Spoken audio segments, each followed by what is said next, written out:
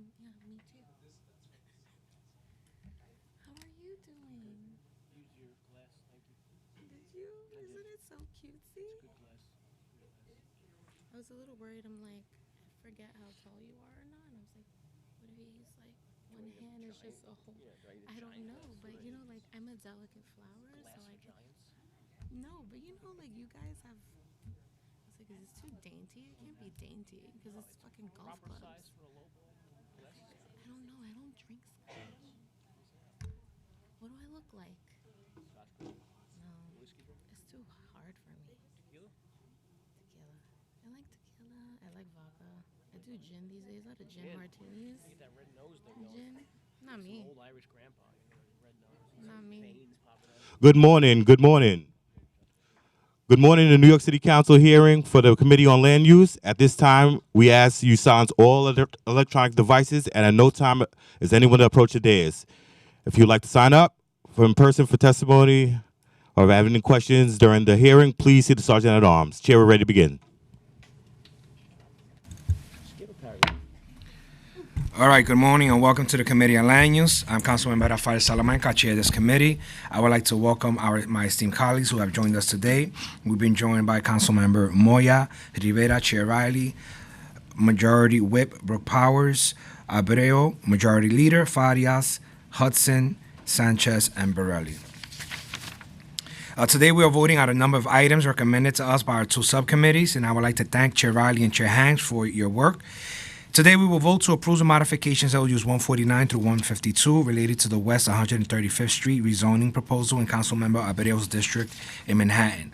The proposal includes a zoning map amendment, zoning text amendment, and two special permits, which together will facilitate the development of a new mixed-use building with approximately 60 units, of which 15 to 18 will be permanently affordable. A modification will be to strike MIH option 2 and retain option 1. We will also vote to approve LUs 153 for the 343 West 47th Street special permit related to property in Councilmember Botcha's district in Manhattan. This action will facilitate the completion of the necessary renovations of an existing building in the special Clinton district. We will vote to approve LUs 158, 159, and 160 for the South Jamaica Gateway rezoning related to property in Speaker Adams' district and Councilmember Williams' district in Queens. The proposal consists of a zoning map amendment, a zoning text amendment, and designation of an urban development action area, approval of an urban development action area project, and the related disposition of city-owned property. Together, these actions will facilitate the development of two mixed-use residential and community facility buildings with approximately 143 affordable housing units in Jamaica, Queens. We will also be voting on a number of pre-considered items out of the Landmark Subcommittee. We will vote to approve pre-considered LUs items related to the Manny Multifamily Preservation Loan Program project, which includes a designation of an urban development action area and approval of an urban development action area project disposition of city-owned property and approval of the Article 11 tax exemption. These actions will facilitate the preservation of affordable housing project with 12 rental units and one commercial space located in multiple neighborhoods throughout Brooklyn in the districts of Councilmember Josephs, Lewis, and Narcisse. We will also vote to approve two pre-considered LUs items for the Coney Island Phase 3 project related to property in Councilmember Brannan's district in Brooklyn. This application by HPD will facilitate an Article 11 tax exemption and disposition approval. We will vote to approve three related pre-considered LU items for the South Bushwick Neighborhood Homes project, also submitted by HPD for a number of affordable housing developments in Councilmember Nurse's district and Councilmember Gutierrez's district in Brooklyn. These approvals include an Article 11 tax exemption for all 6 properties in the project, and two applications for the amendments to previously approved UDAP approvals and UDAP tax exemptions for South Bushwick Neighborhood Homes 2 and South Bushwick Neighborhoods Homes 3.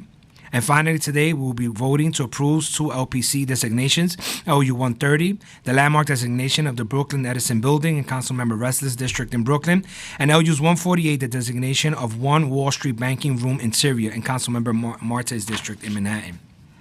I now would like to recognize any of my colleagues for any comments or questions.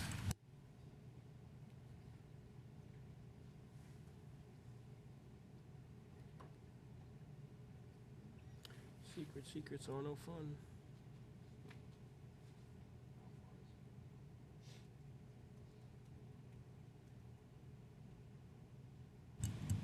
Just give us 1 minute, please.